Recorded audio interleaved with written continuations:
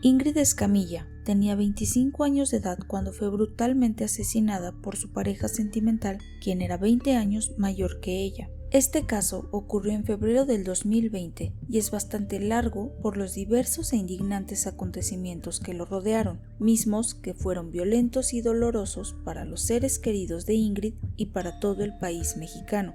El feminicidio fue presenciado por un menor de 14 años y la indebida difusión de las fotografías de la escena del crimen y del cuerpo de Ingrid Escamilla por parte de periódicos y redes sociales indignaron a todo México, al punto de lograr un cambio en la reforma del país con una ley que fue denominada Ley Ingrid.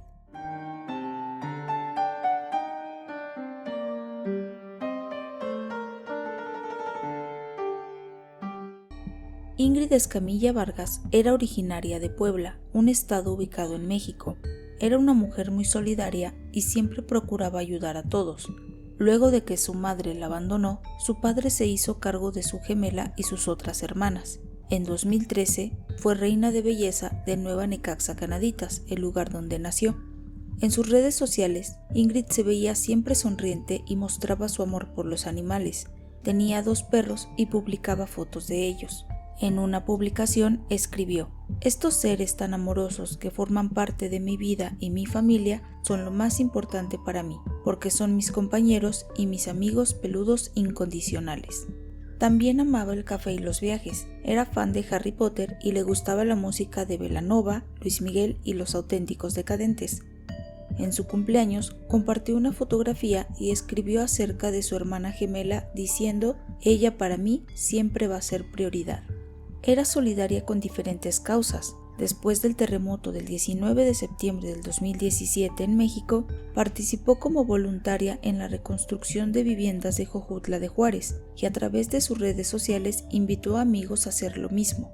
Incluso, en enero del 2020, compartió una publicación pidiendo ayuda para promocionar una clínica de adultos mayores, pues si no tenía demanda, sería clausurada. Tiempo después del fallecimiento de su padre, Ingrid le escribió un mensaje en redes donde le agradecía por el amor que le había brindado a ella y a sus hermanas y por mantenerlas unidas.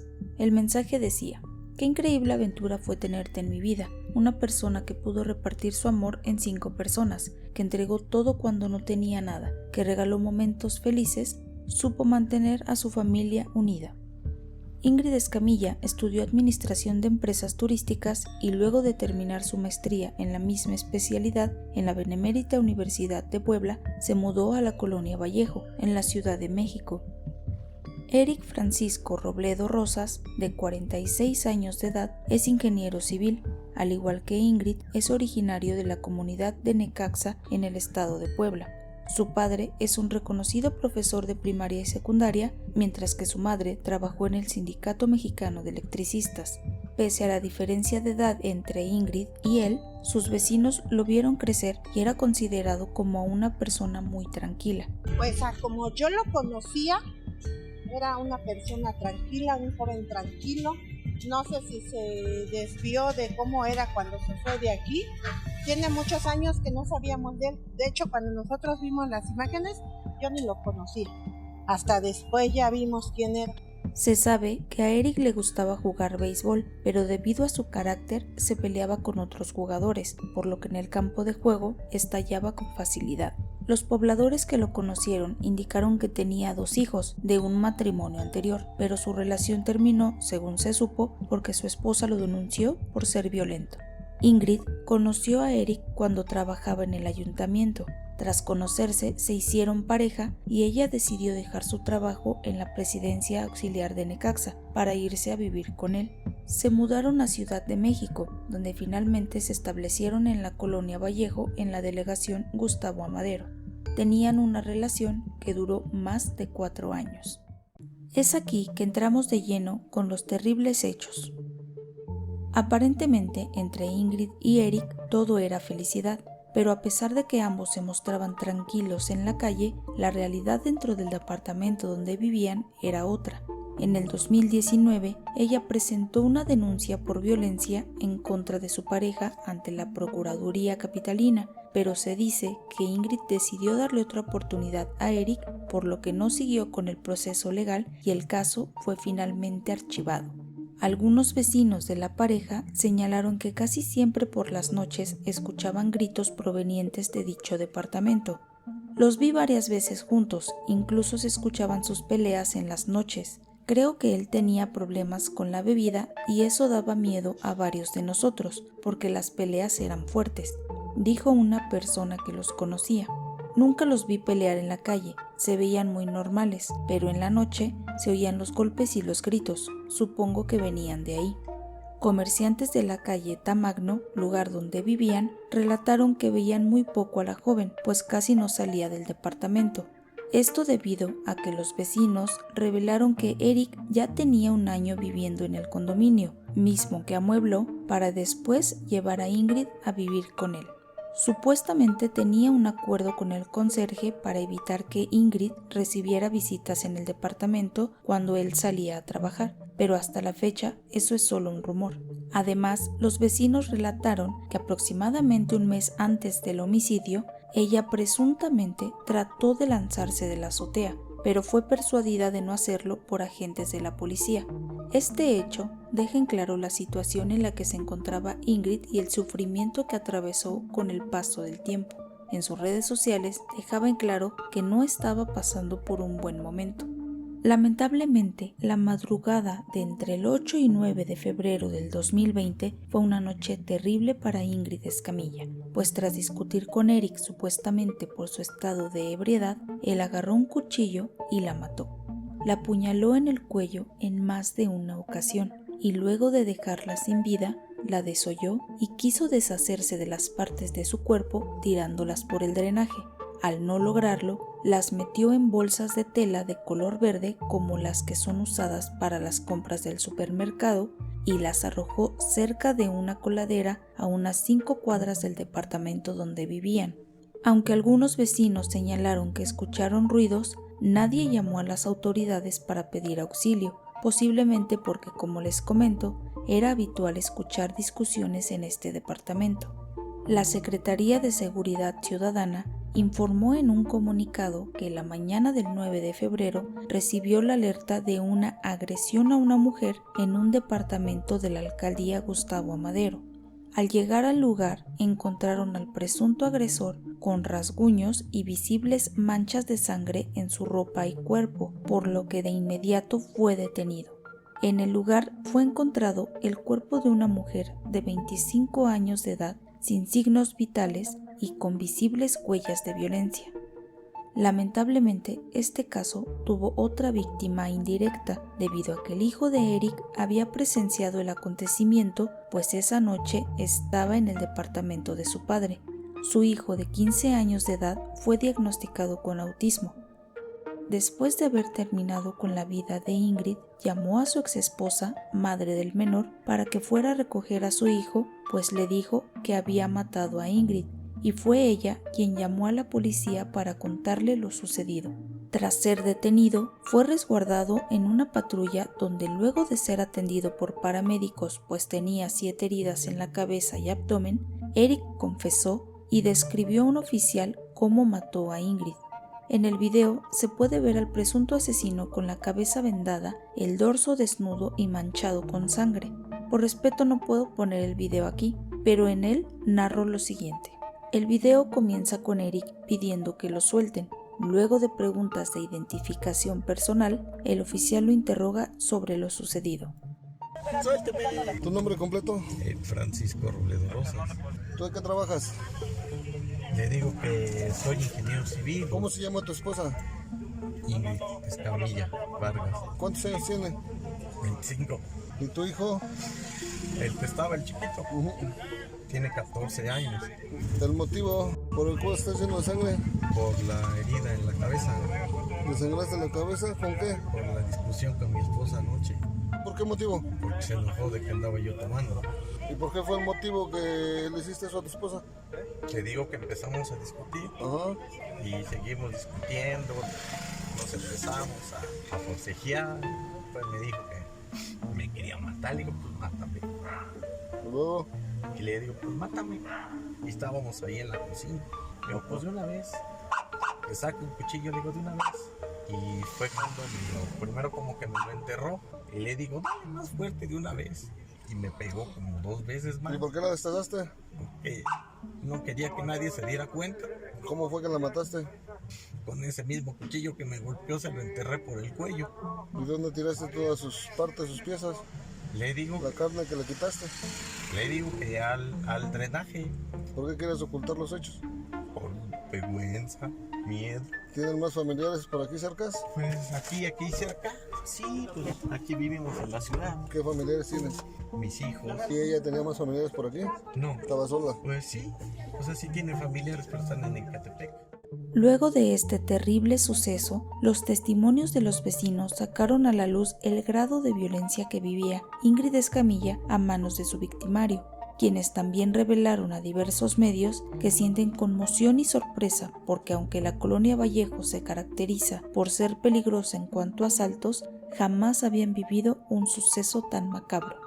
El cuerpo de Ingrid fue entregado a sus familiares el 10 de febrero y sepultado al día siguiente en el panteón del municipio de donde era originaria. Antes de ser sepultada, Ingrid recibió un homenaje de cuerpo presente en la presidencia municipal de Juan Galindo, y en una entrevista su hermana pidió que fuera recordada como alguien que amaba a los animales, alegre y sonriente. Este caso se hizo viral en México no solo por la impactante crueldad del suceso, también porque hubo un pésimo manejo de la información por parte de los medios, y es que existen varios periódicos amarillistas o sensacionalistas que en ocasiones rebasan los límites de la ética y el respeto. En este caso, las portadas de 2 diarios, La Prensa y Pásala, exhibieron el cuerpo desnudo y desollado de Ingrid Escamilla con títulos indignantes. El diario Pásala tituló en su portada "La culpa la tuvo Cupido, pues el asesinato ocurrió a unos días de San Valentín", mientras que el diario La Prensa decía "descarnada". No obstante, en redes sociales, incluido WhatsApp, circulaban dichas fotos y el video de Eric confesando el crimen.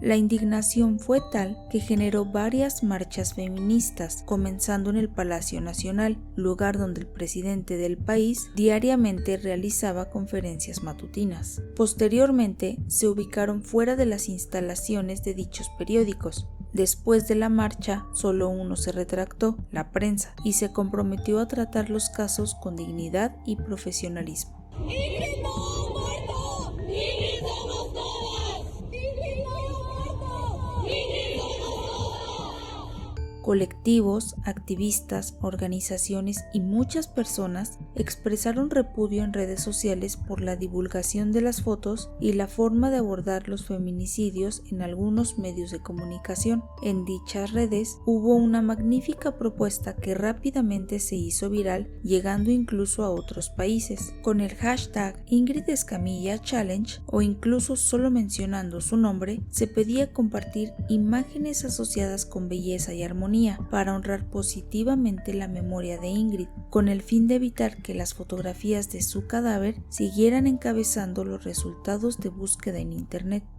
Luego de la filtración de las fotografías y el video del caso, los familiares pidieron a las personas y medios de comunicación dejar de difundir ese terrible contenido. A través de sus redes sociales agradecieron las muestras de solidaridad y apoyo e incitaban a compartir imágenes agradables de Ingrid. Un colectivo feminista de abogadas expertas en materia jurídica mencionaron que la propagación de las fotos y videos relacionados al feminicidio de Ingrid podrían generar que Eric reciba una pena menor a la que merece, porque esos archivos se pueden desvalidar como evidencias o elementos probatorios, como ha sucedido en otros casos. En una entrevista comentaron que conlleva una afectación a la dignidad de la víctima y esas inconsistencias pueden violar el debido proceso y tirar una vinculación aunque el señalado sea confeso. También hubo indignación por parte de Jesús Peña Palacios, representante en México del Alto Comisionado de las Naciones Unidas para los Derechos Humanos, pues en una entrevista lamentó la forma en que algunos medios de comunicación manejaron la información y fotografías de Ingrid. Creo que por un lado es importante que los medios de comunicación hagan eco en estos casos, pero indudablemente hay que preservar los derechos básicos de las víctimas. En una entrevista anónima para el periódico El Heraldo de México, se dio a conocer cómo pudieron haberse filtrado las fotografías de Ingrid. Algunos de los dedicados a este género periodístico suelen comprar las imágenes a los agentes encargados de llegar al lugar. Incluso tienen tratos con los uniformados que llegan a la escena del crimen. Específicamente, ante la dolorosa polémica de la difusión de las fotos, el 11 de febrero del 2020, Nelly Montealegre Díaz, subprocuradora de Atención a Víctimas y Servicios a la Comunidad y vocera de la Fiscalía General de Justicia en la Ciudad de México en temas de violencia de género, anunció que ya se estaban investigando a 6 funcionarios tanto de la Secretaría de Seguridad Ciudadana como de la propia Fiscalía General de Justicia por la filtración de las fotos. Podrían enfrentar una sanción penal o administrativa dependiendo de su nivel de responsabilidad. La jefa de gobierno de la Ciudad de México, Claudia Sheinbaum, afirmó que los responsables de la filtración de las fotografías de Ingrid Escamilla recibirán una sanción ejemplar, pues reconoció que ocurren filtraciones tanto en la Fiscalía General de Justicia como en la Secretaría de Seguridad Ciudadana Capitalina. Asimismo, manifestó que tiene que haber una responsabilidad por parte de los medios de comunicación para evitar la difusión de este tipo de contenido porque afectan a la víctima. Y desde mi perspectiva, tiene que haber también sanciones ejemplares. Eso por un lado. Por otro, yo también creo que respetando la libertad de expresión, respetando la libertad de prensa, también tiene que haber una responsabilidad de los medios de comunicación. Porque las imágenes publicadas, pues no solamente es la filtración, que tiene que haber sanciones, inclusive la fiscal está viendo si se modifican algunos temas del Código Penal, no lo mencionó el día de hoy, hablará con los diputados y tiene que acabarse la filtración. Desafortunadamente, aún no se ha sancionado a nadie. A unos días del asesinato de Ingrid, el 14 de febrero del 2020, la fiscal general Ernestina Godoy propuso un cambio para evitar las filtraciones de información delicada de las víctimas, mencionando que cuando una persona servidora pública indebidamente hace difusión de imágenes, audios, videos y documentos sobre los cadáveres, de las circunstancias de su muerte, de lesiones o el estado de salud de las víctimas, tiene como consecuencia la espectacularización del feminicidio y se acrecienta la normalización de la violencia contra las mujeres. El 8 de marzo del 2020, con motivo del Día Internacional de la Mujer, Ernestina Godoy comentó sobre el caso. Se ha criminalizado, filtrado información que ha puesto en riesgo y violentado su dignidad. Esto no puede volver a ocurrir. La ley Ingrid desafortunadamente fue una filtración de imágenes realmente indignante. Por eso presentamos nosotros desde la Fiscalía esa iniciativa. Afortunadamente y a pesar de la espera, un año después del feminicidio, en febrero del 2021, el Congreso de la Ciudad de México aprobó una reforma al Código Penal y fue denominada Ley Ingrid para castigar a quienes difundan imágenes de víctimas de delitos. Los legisladores aprobaron modificar el artículo 293 del Código Penal en la Ciudad de México para sancionar tanto a ciudadanos como a servidores públicos que usen imágenes de las víctimas de forma indebida. Este artículo indica que enfrentarán de 2 a 6 años de prisión, así como una multa económica de entre 44,000 y 89,000 pesos a quien incurra en este delito. Esto aplica para todas las víctimas, pero si las imágenes son de cuerpos de mujeres, niñas o adolescentes, las penas aumentarán hasta en una mitad. Si el delito lo comete un servidor público que forme parte de una institución policial, las penas incrementarán una mitad más. Esta ley aplica para la Ciudad de México y con el tiempo se ha ido implementando en otros estados del país.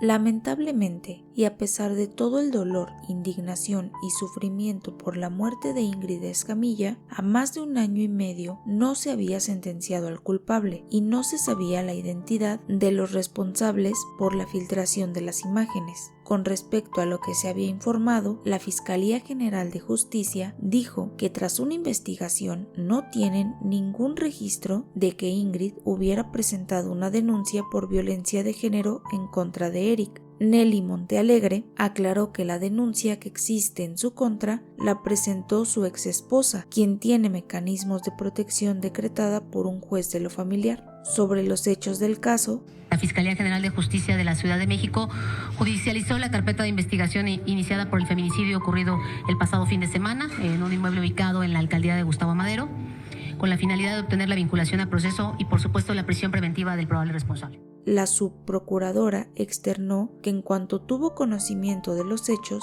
la Fiscalía Central de Investigación para la Atención del Delito de Homicidio activó inmediatamente el protocolo de feminicidio y ordenó la intervención de peritos en materia de criminalística, fotografía, genética y química.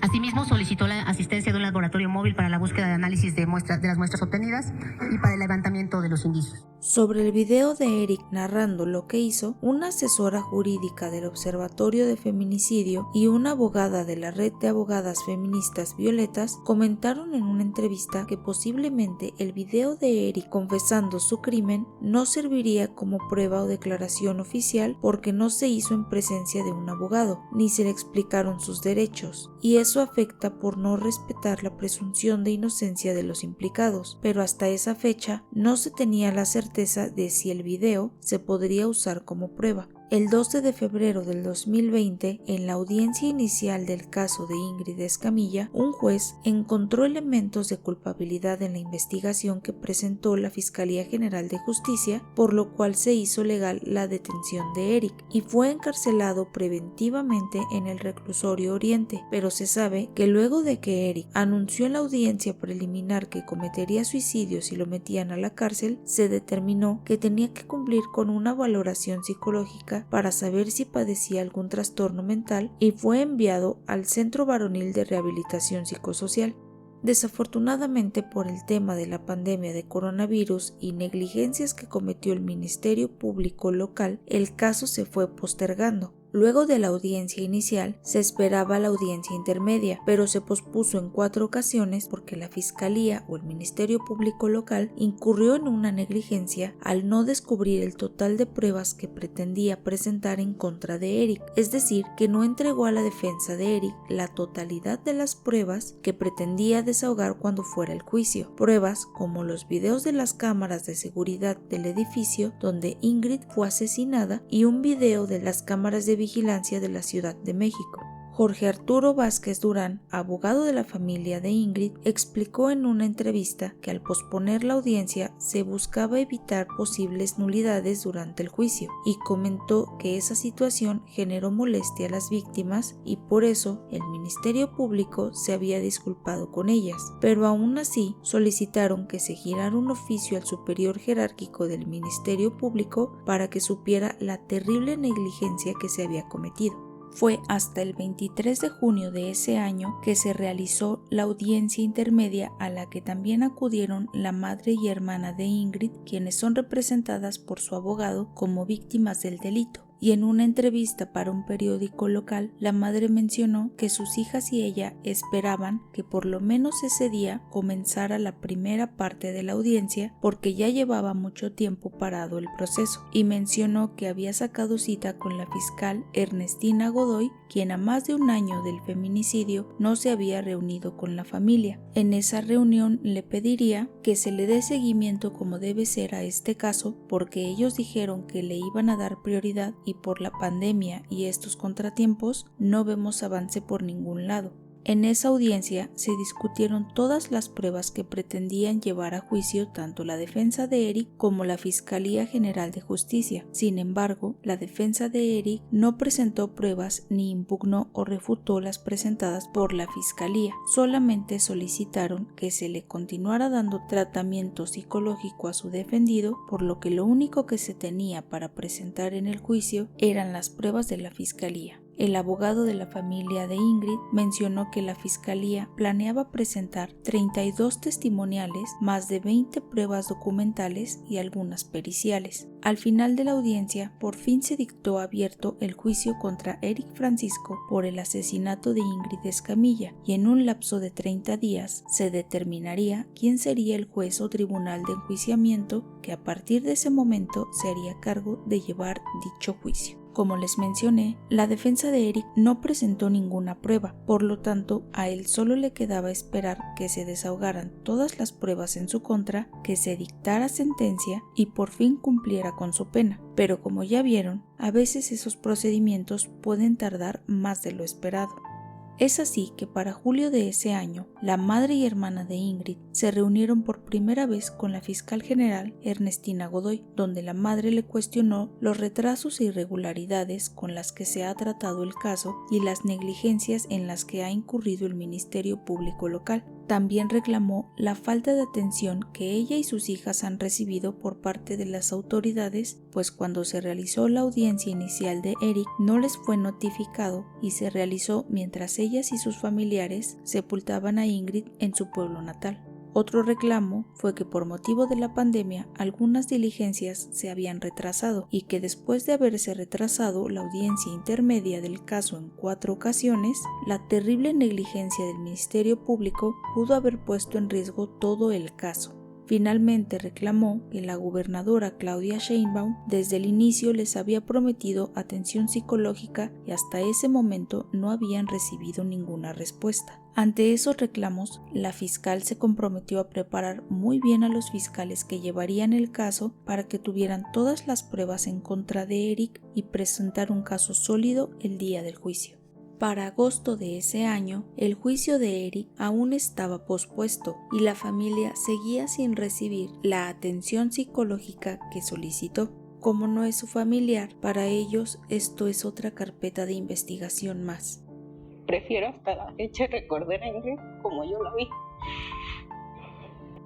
No necesito ver otras imágenes más que la última imagen que yo tengo de ella y hasta ahí.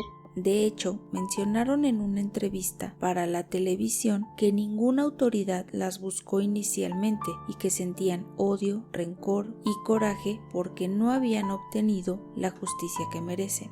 Coraje, mucho coraje. Sí, odio, rencor, todo. Finalmente, como les mencioné, la audiencia del caso fue pospuesta 4 veces debido a que la fiscalía no descubrió el total de pruebas que pretendía presentar en contra de Eric y lamentablemente, por la negligencia de la autoridad, el juicio oral del feminicida fue reprogramado para el 13 de septiembre del 2021. Todo lo que se hace se paga y el que ríe al último ríe mejor. Quizás él pueda estar muy tranquilo ahorita, pero es poco el tiempo que le va a doler. Al ver su fotografía siempre le digo que estoy trabajando en que la persona que le arrebató la vida pague por lo que hizo. Y no voy a descansar hasta lograrlo. Así me lleve mi vida, pero tengo que lograrlo. Esta fue la primera parte del caso de Ingrid Escamilla. Espero que Ingrid y su familia reciban la justicia que merecen. Me gustaría saber qué piensan ustedes sobre este hecho. Déjenme saberlo en los comentarios. Gracias por acompañarme en este video. Si te gusta este tipo de contenido, no olvides suscribirte y darle like. Nos vemos pronto. Bye bye.